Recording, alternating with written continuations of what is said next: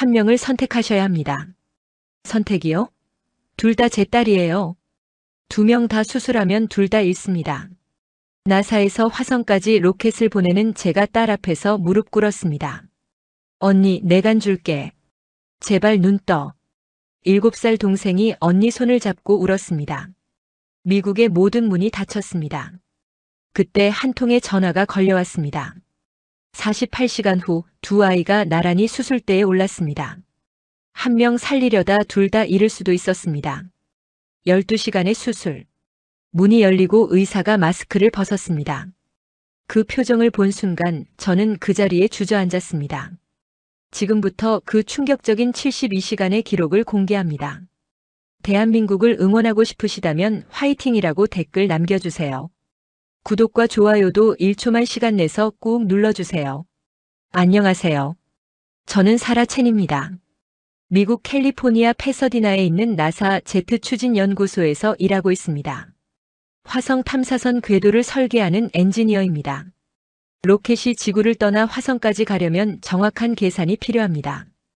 0.001도만 틀어져도 목적지에서 수천 킬로미터 벗어납니다. 저는 그 숫자들을 계산하는 사람입니다.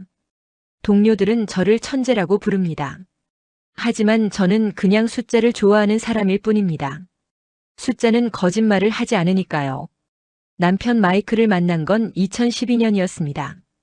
에드워즈 공군기지 에어쇼에서였습니다. 나사 행사로 참석했다가 F-16번 비행을 받습니다. 비행이 끝나고 파일럿이 헬멧을 벗었습니다. 그 사람이 마이클이었습니다. 첫눈에 반했다는 말은 믿지 않았습니다. 그런데 그날 저는 알았습니다. 그런 게 정말 있구나. 마이클은 공군 대위였습니다. 저는 나사 신입 연구원이었습니다. 서로 바빴지만 시간을 만들었습니다. 2년 후 결혼했습니다. 행복했습니다. 그런데 아이가 생기지 않았습니다. 1년이 지나고 2년이 지났습니다. 병원을 다니기 시작했습니다. 검사 결과는 매번 같았습니다. 원인 불명. 인공수정을 시도했습니다. 실패했습니다. 시험관 시술을 했습니다. 또 실패했습니다. 한 번, 두 번, 세 번. 실패할 때마다 저는 화장실에서 혼자 울었습니다. 마이클은 괜찮다고 했습니다. 아이가 없어도 우리 둘이면 충분하다고 했습니다. 하지만 저는 알았습니다. 그도 힘들어하고 있다는 걸. 5번째 시술이 실패했을 때였습니다. 저는 포기하려고 했습니다. 더 이상 못하겠다고 했습니다. 마이클이 제 손을 잡았습니다. 한 번만 더 해보자. 마지막이야. 안 되면 그때 포기하자. 저는 고개를 끄덕였습니다. 마지막이라는 마음으로 6번째 시술을 했습니다. 2주 후 병원에서 전화가 왔습니다. 축하드립니다. 임신이십니다. 저는 전화기를 떨어뜨릴 뻔했습니다. 그런데 의사가 덧붙였습니다. 그리고 쌍둥이입니다. 쌍둥이라고요? 저는 나사 주차장에서 마이클에게 전화했습니다. 말이 안 나왔습니다. 그냥 울었습니다. 마이클도 울었습니다. 10년이었습니다. 10년을 기다렸습니다. 그리고 하늘이 한 명이 아니라 2명을 보내줬습니다. 출산일이 다가왔습니다. 예정일보다 3주 일찍 진통이 왔습니다. 쌍둥이라서 제왕절개를 했습니다. 첫째가 먼저 나왔습니다. 2.4kg의 작은 아기였습니다. 간호사가 제 품에 안겨줬습니다. 아기가 눈을 떴습니다. 그 순간 저는 알았습니다. 이 아이를 위해서라면 뭐든 할 수 있겠구나. 이름은 에밀리로 지었습니다. 2분 후 둘째가 나왔습니다. 2.2kg으로 언니보다 조금 작았습니다. 이름은 올리비아로 지었습니다. 에밀리와 올리비아. 우리 가족이 완성되었습니다. 쌍둥이지만 성격은 달랐습니다. 에밀리는 활발했습니다. 먼저 걸었고 먼저 말했습니다. 호기심이 많아서 뭐든 만져보고 물어봤습니다. 왜 하늘은 파래요? 왜 비행기는 날아요? 왜 엄마는 로켓 만들어요? 질문이 끝이 없었습니다. 올리비아는 조용했습니다. 언니 뒤를 졸졸 따라다녔습니다. 언니가 뛰면 같이 뛰었습니다. 언니가 웃으면 같이 웃었습니다. 언니가 세상의 전부인 아이였습니다. 밤에 잠들 때도 꼭 손을 잡고 잤습니다. 에밀리가 올리비아 손 놔라고 해도 안 놨습니다. 언니 손 잡아야 잠와. 그렇게 7년이 흘렀습니다. 우리 가족은 행복했습니다. 저는 나사에서 화성 프로젝트를 이끌었습니다. 마이클은 공군을 전역하고 민간 항공사 기장이 됐습니다. 쌍둥이는 초등학교 1학년이 됐습니다. 평범한 일상이었습니다. 아침에 아이들을 학교에 보내고 출근하고, 저녁에 같이 밥 먹고 숙제 봐주고, 주말에는 공원에 가서 뛰어놀고, 그게 전부였습니다. 그게 행복이라는 걸 그때는 몰랐습니다. 그날도 평범한 화요일이었습니다. 저녁을 먹는데 에밀리가 숟가락을 내려놨습니다. 엄마, 배 아파. 저는 대수롭지 않게 물었습니다. 많이 아파? 화장실 갈래? 아니, 그냥 좀 아파. 에밀리 얼굴을 봤습니다. 평소와 달랐습니다. 얼굴이 노르스름했습니다. 저는 이마를 짚어봤습니다. 열은 없었습니다. 오늘 학교에서 뭐 잘못 먹었어? 아니. 마이클이 에밀리를 봤습니다. 그도 얼굴색이 이상하다고 했습니다. 내일 병원 가보자. 저는 고개를 끄덕였습니다. 그냥 체한 거겠지. 아니면 장염이겠지. 그렇게 생각했습니다. 그게 시작인 줄은 몰랐습니다. 다음 날 아침이었습니다. 에밀리를 깨우러 방에 들어갔습니다. 아이가 이불을 걷어차고 있었습니다. 얼굴이 땀에 젖어 있었습니다. 에밀리 일어나. 아이가 눈을 떴습니다. 눈 흰자가 노랬습니다. 저는 숨이 멎었습니다. 황달이었습니다. 마이클, 빨리 와봐. 마이클이 달려왔습니다. 에밀리를 보더니 얼굴이 굳었습니다. 지금 바로 병원 가자. 우리는 UCLA 메디컬 센터 응급실로 갔습니다. 접수하고 대기했습니다. 1시간이 지나고 2시간이 지났습니다. 에밀리는 제 무릎에 누워 잠들었습니다. 올리비아는 언니 손을 꼭 잡고 있었습니다. 엄마, 언니 왜 아파? 모르겠어. 의사 선생님이 알려주실 거야. 올리비아 눈에 눈물이 고였습니다. 언니 죽는 거 아니지? 무슨 소리야? 그런 말하는 거 아니야. 저는 올리비아를 안아줬습니다. 하지만 가슴이 철렁했습니다. 드디어 이름이 불렸습니다. 의사가 에밀리를 진찰했습니다. 혈액 검사를 했습니다. 초음파를 찍었습니다. CT를 찍었습니다. 검사가 끝나고 의사가 저를 불렀습니다. 잠깐 따로 말씀드릴 게 있습니다. 마이클과 저는 진료실로 들어갔습니다. 올리비아는 에밀리 옆에 남았습니다. 의사 표정이 어두웠습니다. 간에 종양이 발견됐습니다. 종양이요? 악성인가요? 정밀 검사를 해봐야 하지만 간모세포종으로 보입니다. 그게 뭔가요? 소아에게 발생하는 악성 간종양입니다. 악성. 암이라는 뜻이었습니다. 저는 의자 팔걸이를 잡았습니다. 다리에 힘이 풀렸습니다. 마이클이 물었습니다. 치료할 수 있습니까? 간이식이 필요합니다. 간이식이요? 네. 종양이 간 전체에 퍼져 있어서 부분 절제로는 안 됩니다. 간 전체를 이식해야 합니다. 저는 겨우 물었습니다. 그러면 살 수 있는 거죠? 의사가 잠시 침묵했습니다. 문제가 있습니다. 문제요? 성인 간이식은 저희 병원에서 가능합니다. 하지만 에밀리는 7살입니다. 소아 간이식은 훨씬 복잡합니다. 그래도 하시면 되는 거 아닌가요? 기증자가 필요합니다. 뇌사자 기증은 대기 시간이 1년 이상입니다. 1년이요? 그렇게 오래 기다릴 수 있나요? 의사가 고개를 저었습니다. 이 상태로는 6개월을 넘기기 어렵습니다. 6개월. 저는 귀를 의심했습니다. 생체 이식은요? 제 간을 주면 안 되나요? 성인 간은 아이에게 맞지 않습니다. 크기가 너무 큽니다. 그러면 어떡하라는 거예요? 의사가 말했습니다. 소아 기증자가 필요합니다. 형제 자매가 있으면 적합 여부를 검사해 볼 수 있습니다. 소아 기증자, 형제 자매. 저는 순간 올리비아 얼굴이 떠올랐습니다. 복도에서 언니 손을 잡고 있던 아이. 언니 죽는 거 아니지? 라고 물었던 아이. 설마. 올리비아 간을 달라는 건가요? 잠깐요. 올리비아도 7살입니다. 7살 아이한테 간을 떼어내라고요?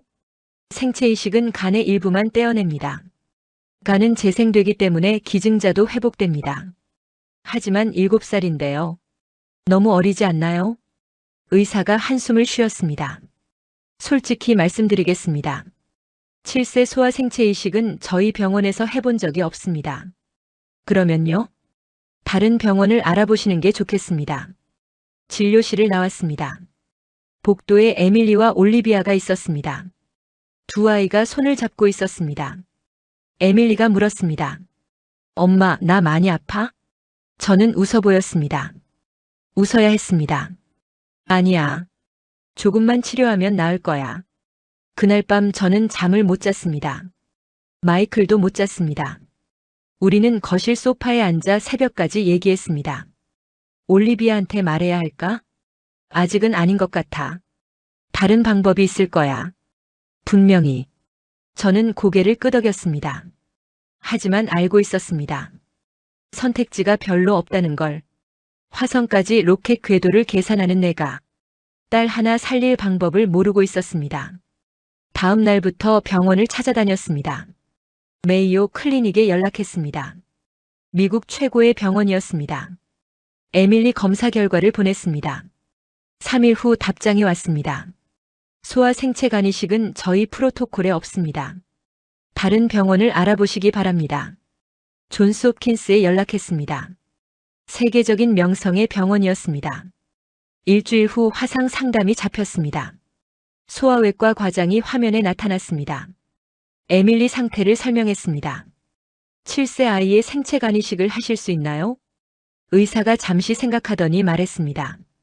기술적으로 가능은 합니다. 저는 희망이 생겼습니다. 그러면요? 하지만 기증자인 올리비아의 위험도가 너무 높습니다. 수술 중 사망 확률이 15%입니다. 15%요? 그리고 수술에 성공해도 에밀리가 살 확률은 60%입니다. 종합하면 두 아이가 모두 살 확률은 50% 정도입니다. 50%. 동전 던지기와 같았습니다. 저희 윤리위원회에서 이 수술을 승인하기 어렵습니다. 한 명을 살리려다 둘 다 잃을 수 있기 때문입니다. 저는 매달렸습니다. 교수님, 제발요. 다른 방법이 없어요. 죄송합니다. 저희로서는 불가능합니다. 화면이 꺼졌습니다. 저는 노트북 앞에서 한참을 앉아 있었습니다. 시카고 대학병원에 연락했습니다. 거절. 필라델피아 아동병원에 연락했습니다. 거절. 보스턴 아동병원에 연락했습니다. 역시 거절이었습니다. 이유는 다 같았습니다. 7세 생체이식은 너무 위험하다. 한 명 살리려다 둘 다 잃을 수 있다. 저희는 할 수 없다. 2주가 지났습니다. 미국 내 주요 병원 12곳에 연락했습니다. 모두 거절이었습니다. 그 사이 에밀리 상태는 나빠졌습니다. 황달이 심해졌습니다. 배에 복수가 차기 시작했습니다. 아이는 점점 지쳐갔습니다. 학교에도 못 갔습니다. 하루 종일 침대에 누워 있었습니다. 올리비아는 매일 언니 옆에 붙어 있었습니다. 언니, 내가 책 읽어줄까? 언니, 같이 만화 볼래? 언니, 나 여기 있어. 안 가. 어느 날 밤이었습니다. 저는 서재에서 다른 병원을 검색하고 있었습니다. 문이 열렸습니다. 올리비아였습니다. 엄마, 왜 안 자? 올리비아가 제 옆에 왔습니다. 나도 검색했어. 뭘? 언니한테 간 주는 방법. 저는 가슴이 철렁했습니다. 뭐라고? 인터넷에서 봤어. 간이식하면 언니 살 수 있대. 올리비아, 내 간 주면 안 돼? 나 안 무서워. 저는 아이를 끌어안았습니다. 눈물이 났습니다. 그런 건 엄마가 걱정할게. 너는 그런 거 생각 안 해도 돼. 그런데 엄마, 병원에서 왜 안 해준대? 왜 안 해줘? 저는 대답할 수 없었습니다. 이유를 어떻게 설명해요? 내가 죽을 수도 있어서. 2명 다 죽을 수도 있어서. 그래서 아무도 안 해준대. 차마 말할 수 없었습니다. 올리비아를 재우고 거실로 나왔습니다. 마이클이 소파에 앉아 있었습니다. 지금 올리비아가 그러더라. 자기 간 주겠다고. 마이클이 고개를 떨궜습니다. 7살인데. 그런 말을 해. 마이클, 어떡해. 진짜 어떡해. 저는 울었습니다. 마이클도 울었습니다. 둘이 안고 울었습니다. 그때 제 휴대폰이 울렸습니다. 나사 동료 박지훈이었습니다. 새벽 1시에 왜 전화를 하지? 저는 전화를 받았습니다. 사라, 나 지훈이야. 지금 통화 가능해? 응. 근데 무슨 일이야? 에밀리 상태 들었어. 병원 알아보고 있다며. 근데 다 안 된대. 내가 하나 알아봤어. 어디? 한국. 한국이요? 서울 아산병원이라고 있어. 소아간 이식 세계 최다야. 한국이라고? 소아간 생체 이식 수백 건 넘게 했대. 성공률 98%. 98%? 미국 병원들이 50%라고 했거든. 한국은 달라. 내가 자료 보내줄게. 한번 봐봐. 전화를 끊고 이메일을 열었습니다. 박지훈이 보낸 자료가 있었습니다. 서울 아산병원 간이식팀. 소아 생체 이식 논문. 네이처 란셋에 실린 연구들. 저는 밤새 자료를 읽었습니다. 숫자는 거짓말을 하지 않습니다. 한국은 달랐습니다. 다음 날 아침이었습니다. 저는 서울 아산병원 국제진료센터에 이메일을 보냈습니다. 에밀리의 모든 검사 결과를 첨부했습니다. 상황을 설명했습니다. 미국 12곳에서 거절당했다고. 7세 쌍둥이 생체 이식이 가능한지 물었습니다. 보내고 나서 시계를 봤습니다. LA는 오전 8시. 한국은 자정이었습니다. 내일이나 답장이 오겠지. 그렇게 생각했습니다. 6시간 후 답장이 왔습니다. 한국은 새벽 6시였습니다. 사라채님, 자료 검토했습니다. 화상 진료 가능합니다. 내일 오전 10시 어떠십니까? 한국 시간. 저는 즉시 답장했습니다. 네, 가능합니다. 다음 날 새벽 5시. LA 기준으로 한국 오전 10시였습니다. 저는 노트북 앞에 앉았습니다. 화상 연결이 됐습니다. 화면에 한국인 의사가 나타났습니다. 이름은 김준호. 서울 아산병원 소아외과 교수였습니다. 사라채님, 반갑습니다. 자료 잘 봤습니다. 교수님, 솔직하게 말씀해 주세요. 가능합니까? 김준호 교수가 에밀리 CT 영상을 화면에 띄웠습니다. 감모세포종이 간 전체에 퍼져 있습니다. 부분 절제로는 안 됩니다. 전체 이식이 필요합니다. 그건 미국 의사들도 같은 말씀을 하셨어요. 다만 다른 점이 있습니다. 뭔가요? 저희는 7세 생체 이식을 수백 건 넘게 했습니다. 성공률 98%입니다. 98%. 미국은 50%라고 했는데요. 경험 차이입니다. 저희는 이 수술을 매주 합니다. 저는 물었습니다. 올리비아 위험도는요? 기증하는 아이요. 기증자 사망률 0.3%입니다.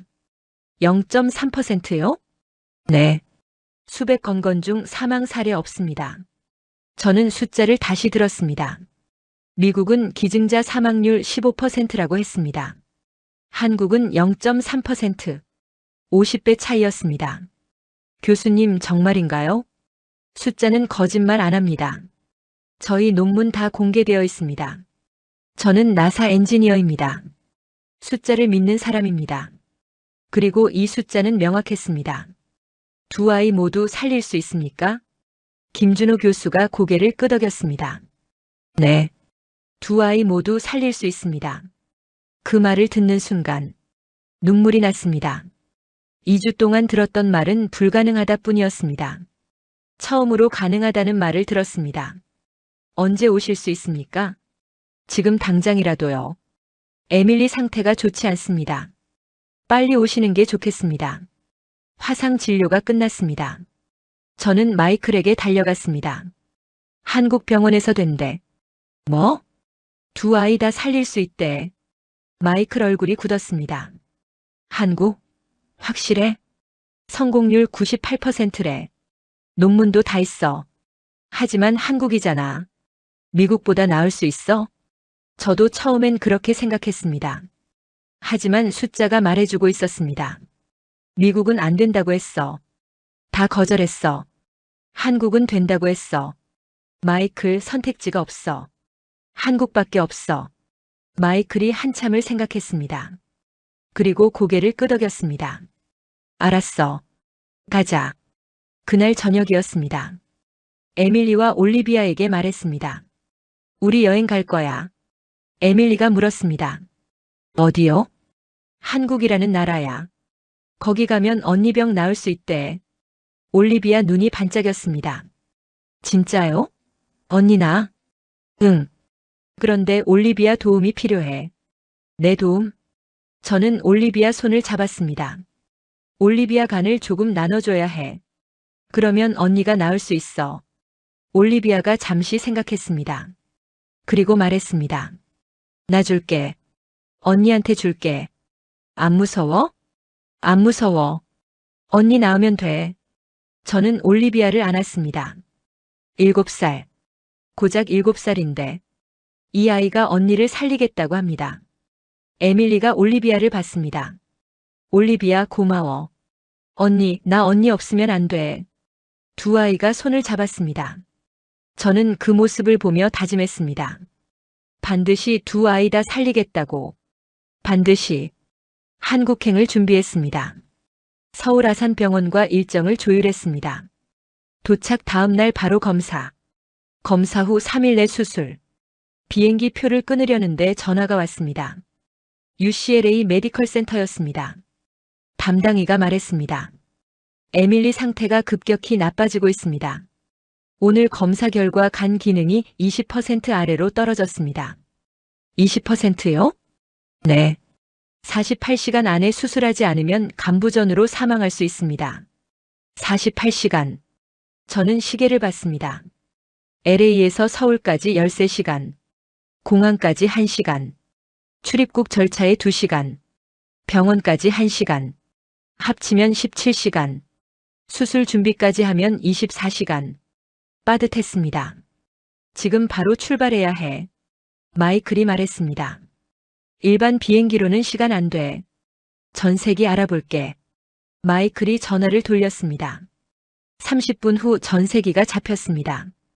LA 반 나이스 공항에서 인천까지 직항. 13시간 비행. 공항으로 달려갔습니다. 에밀리는 휠체어에 탔습니다.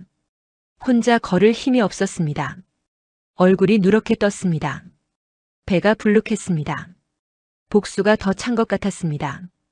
비행기에 올랐습니다. 기내에 의료 장비가 준비되어 있었습니다. 산소 호흡기, 수액 세트, 심장 모니터, 의료진 한 명이 동승했습니다. UCLA에서 급히 섭외한 간호사였습니다. 이륙했습니다. 저는 에밀리 옆에 앉았습니다. 마이클은 올리비아 옆에 앉았습니다. 올리비아가 물었습니다. 아빠, 비행기 얼마나 타요? 13시간.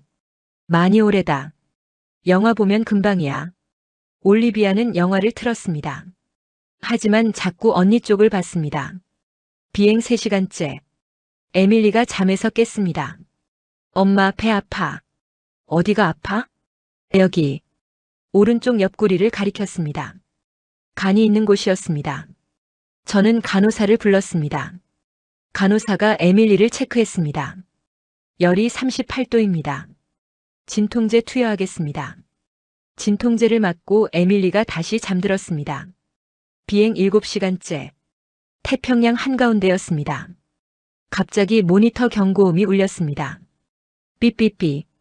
간호사가 달려왔습니다. 혈압이 떨어지고 있어요. 90, 80. 저는 에밀리를 봤습니다.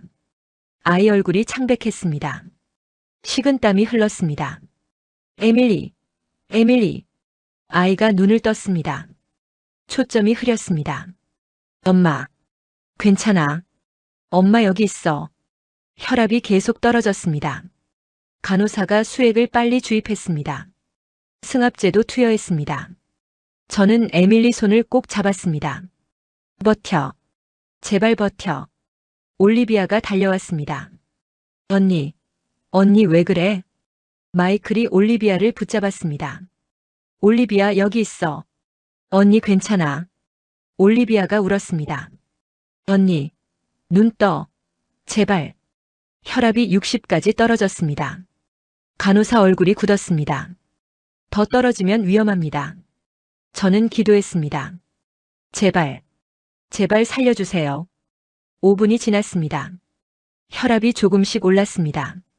승합제가 효과를 본 것 같았습니다. 10분 후 혈압이 85까지 회복됐습니다. 간호사가 말했습니다. 일단 안정됐습니다. 하지만 언제 또 이런 상황이 올지 모릅니다. 저는 에밀리 이마를 닦아줬습니다. 아이가 눈을 떴습니다. 엄마, 나 죽어? 아니, 안 죽어. 절대 안 죽어. 무서워.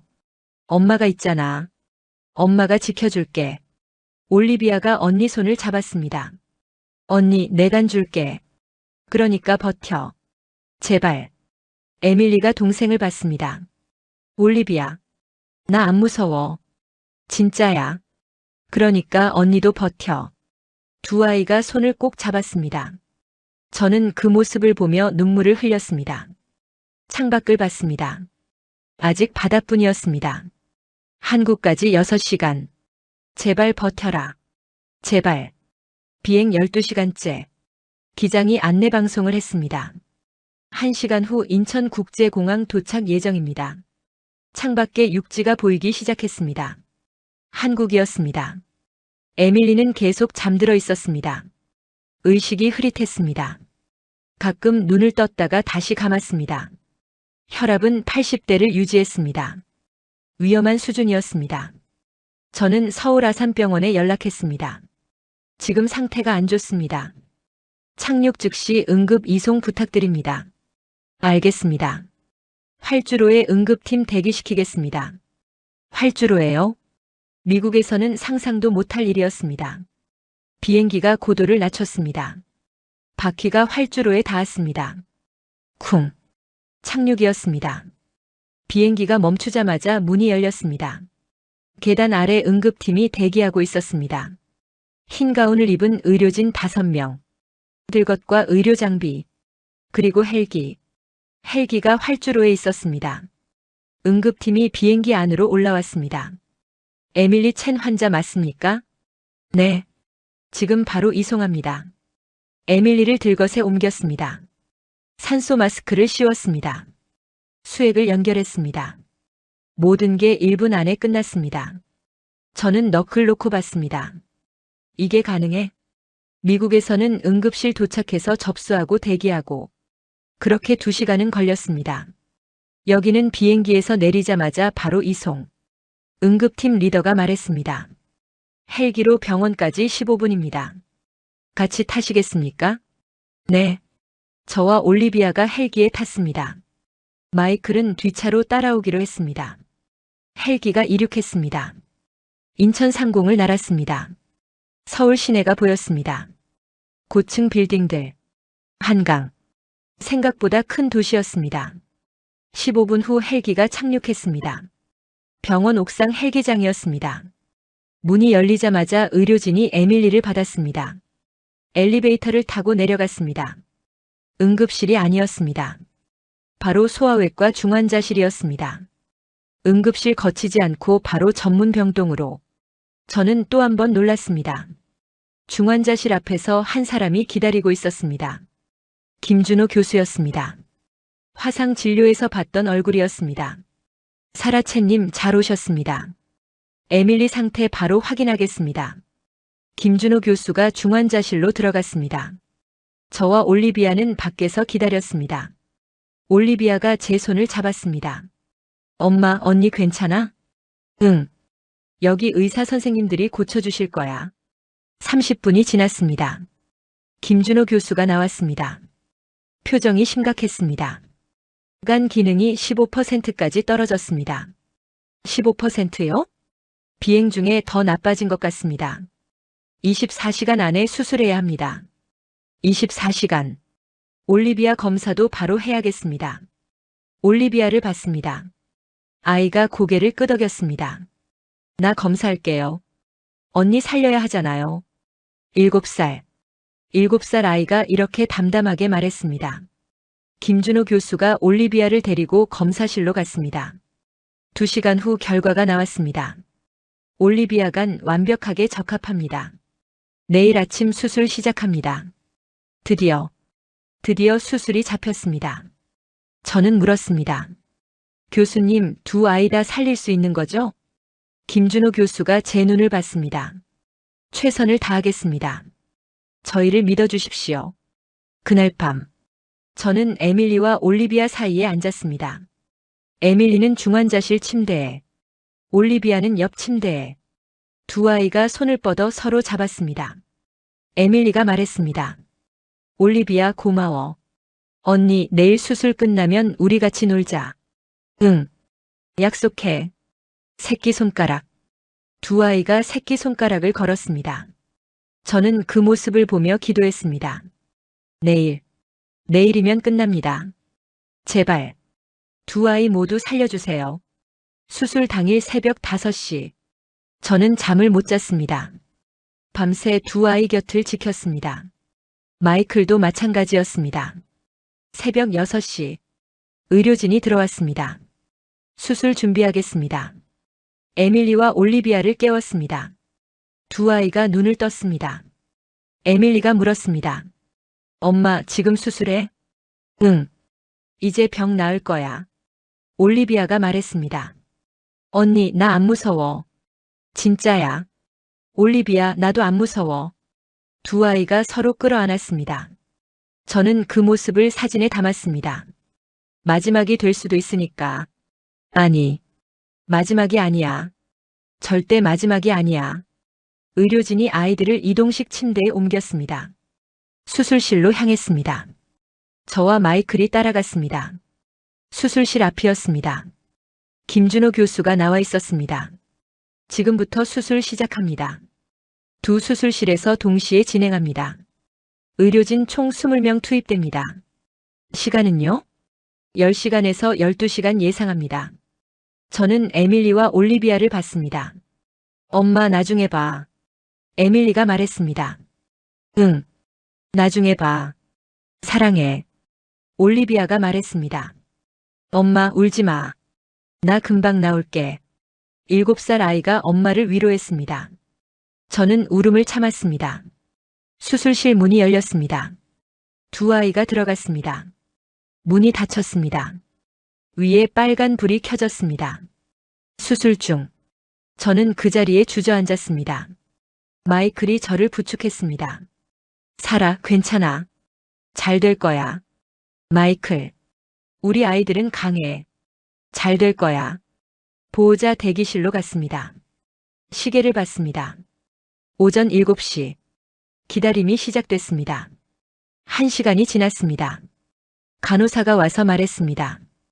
올리비아 수술 시작됐습니다. 간 좌엽 절제 진행 중입니다. 2시간이 지났습니다. 에밀리 수술 시작됐습니다.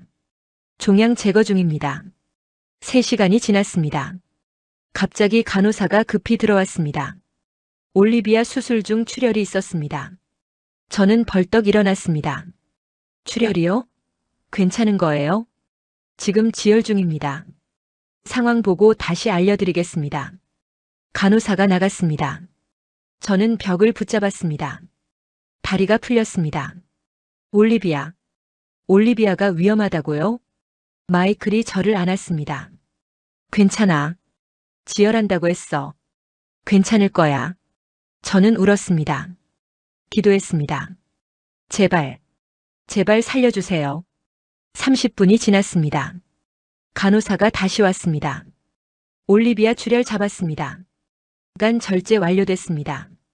에밀리에게 이식 준비 중입니다. 올리비아 괜찮은 거죠? 네. 활력 징후 안정적입니다. 저는 안도의 한숨을 쉬었습니다. 하지만 아직 끝이 아니었습니다. 5시간이 지났습니다. 에밀리 종양 제거 완료. 간이식 시작합니다. 6시간이 지났습니다. 또 간호사가 급히 들어왔습니다. 에밀리 수술 중 합병증이 생겼습니다. 합병증이요? 세간을 연결하는 과정에서 거부 반응 조짐이 보입니다. 거부 반응.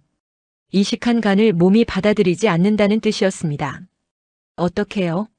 에밀리가 죽는 건 아니죠? 면역 억제제를 투여하고 있습니다. 경과를 지켜봐야 합니다.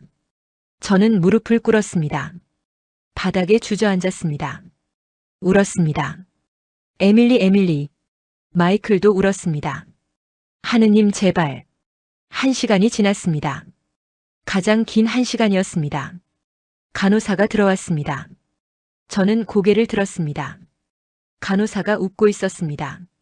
거부 반응 잡았습니다. 간 혈류 정상적으로 흐르고 있습니다. 저는 믿을 수 없었습니다. 정말요? 네. 이제 마무리 단계입니다. 저는 마이클을 끌어안았습니다. 마이클 됐대. 10시간이 지났습니다. 올리비아 수술 종료. 회복실로 이동합니다. 11시간이 지났습니다. 에밀리 수술 종료. 회복실로 이동합니다. 12시간. 12시간의 사투가 끝났습니다. 수술실 문이 열렸습니다. 김준호 교수가 나왔습니다.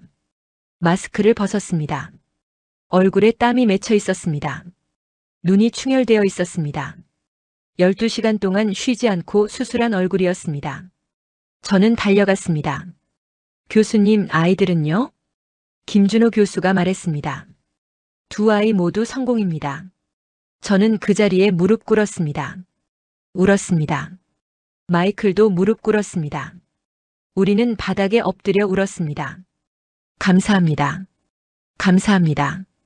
김준호 교수가 저를 일으켜 세웠습니다. 아직 안심하긴 이릅니다. 48시간 동안 경과를 지켜봐야 합니다. 하지만 고비는 넘겼습니다. 저는 교수의 손을 잡았습니다. 교수님 정말 감사합니다. 미국에서는 아무도 못한다고 했어요. 불가능하다고 했어요. 김준호 교수가 미소 지었습니다. 불가능은 없습니다. 포기하지 않으면요. 수술 다음 날, 저는 회복실에 갔습니다.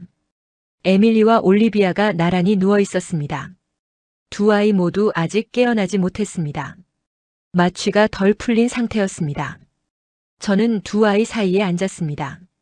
양손으로 2아이 손을 잡았습니다. 따뜻했습니다.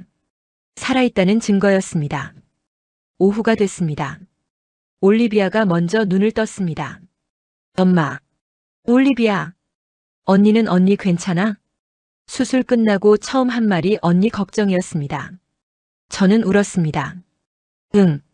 언니 괜찮아. 너 덕분에 언니 살았어. 올리비아가 웃었습니다. 다행이다. 그리고 다시 잠들었습니다. 저녁이 됐습니다. 에밀리가 눈을 떴습니다. 엄마. 에밀리. 올리비아 어디 있어? 옆에 있어. 바로 옆에. 에밀리가 고개를 돌렸습니다. 옆 침대에 올리비아가 있었습니다.